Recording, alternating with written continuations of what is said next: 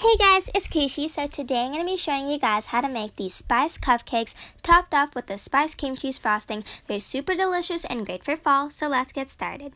In a medium-sized mixing bowl, go ahead and add in 1 3/4 cups of all-purpose flour. You do want to sift all your dry ingredients today so you can achieve those fluffy cupcakes. Once you sifted that together, go ahead and add in 1 teaspoon of cinnamon powder, 1 teaspoon of ground ginger powder, a half a teaspoon of nutmeg, and a half a teaspoon of clove powder. And with that, you want to go ahead and add in a 1/4 teaspoon of salt and a half a tablespoon of baking powder. If you do not have ground ginger, you could also add in fresh ginger, but you're needing half of the measurement. So instead of a teaspoon of ground ginger, you'll be needing a half a teaspoon of fresh ginger. And all you want to do is whisk that together.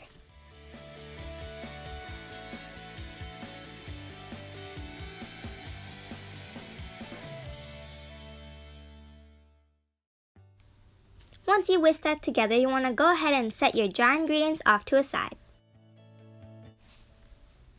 In another medium-sized mixing bowl, go ahead and add in a half a cup of softened unsalted butter, and to that, go ahead and add in 3/4 cups of granulated sugar plus 2 tablespoons.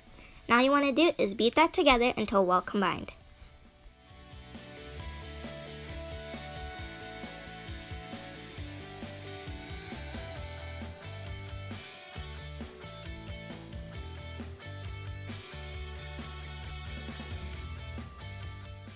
Once you whisk your butter and your sugar mixture together, go ahead and take a spatula and scrape down the sides just to make sure everything is well combined. If you do not have a hand mixer, you could also use a spatula or a whisk, whatever is the most comfortable to you.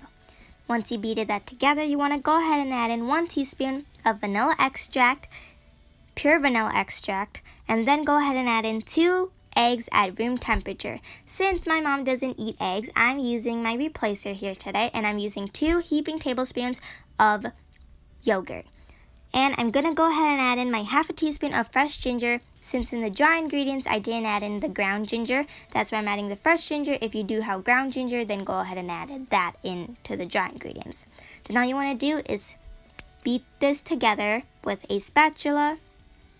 Well, I meant fold it together. After you folded your butter, sugar, eggs, and vanilla mixture, go ahead and beat this together until well combined.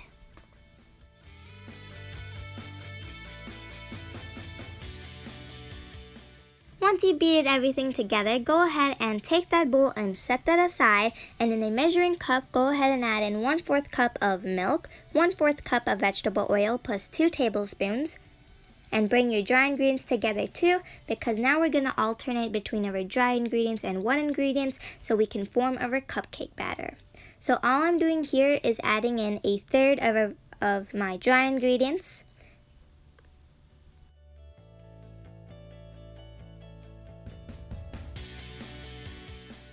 And then once you added in your 1/3 of your dry ingredients, you want to beat that together. If you are using a hand mixer, make sure you start at a low speed because you do not want a cloud of flour. Once you beated that together, you want to go ahead and add in 1/3 of your wet ingredients.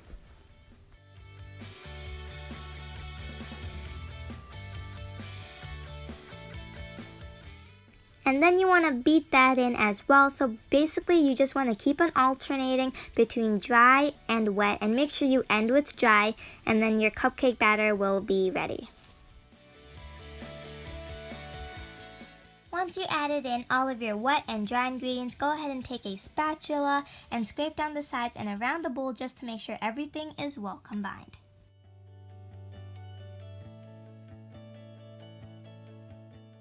Once you mix that together, you want to go ahead and line your cupcake pan with your cupcake liners. Today I'm using an ice cream scoop to help me distribute the batter evenly between the cupcake pans. Then you want to pop this in the oven. Make sure you preheat your oven to 350 degrees, which is 180 degrees Celsius, and you want to bake this for 18 to 25 minutes or until a toothpick insert comes out clean. So my cupcakes came out of the oven and I let them sit on a wired rack to cool completely. Once they're cooled in the pan, you want to go ahead and let them cool by themselves on the wired rack. While your cupcakes are cooling, let's go ahead and prepare our cream cheese frosting. I already made my cream cheese frosting ahead of time, and you want to go ahead and add in a 4th teaspoon of cinnamon, a 4th teaspoon of nutmeg, and a 4th teaspoon of clove powder. And I also have a 4th teaspoon of fresh ginger, but you could also use ground ginger, and you want to beat this together until well combined. Once you beated that together, you want to take a spatula or a spoon and scrape down the sides like we did to our cupcake batter, just to make sure everything is well combined.